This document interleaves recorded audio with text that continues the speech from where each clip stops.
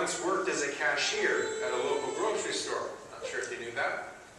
In university, that was my part-time job. It was great fun because part of being a student in the history department at university, you spend a lot of time with dead people in books.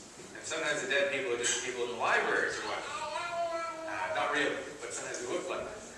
And I really enjoyed working at a grocery store. You get to meet people, sometimes the same families who come through. The little kids would give me a high five, and I'd get to count out their change and bag their stuff and send them on their way. Quite an enjoyable job for someone in my position at the time. And one of the things that we learned in that job was just a little bit about how to identify counterfeit money.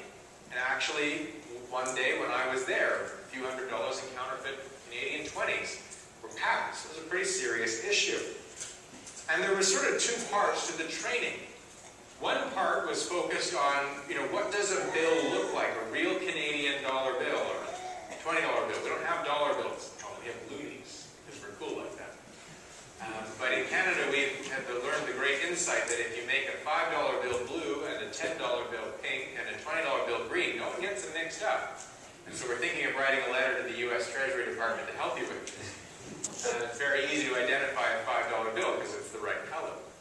And you learn, you look at the image and the maple leaf and the clear bit and then stick it under the UV light and you see this. And if you read closely here, you'll see this text. You learn the features of what a real bill looks like, and that helps you to identify a fake bill. But the other thing you learn is what a fake bill usually looks like. You learn the other direction. Fake bill usually has kind of fuzzy printing. Doesn't have the clear wording in some of those swirly bits behind the picture of the Queen. It doesn't quite light up the same way under a UV light. It doesn't reflect the same way. I mean, you learn to notice it. The paper feels wrong, this sort of thing. And so the training focuses on both what a good bill looks like and what a bad bill looks like. Helps you identify counterfeit money.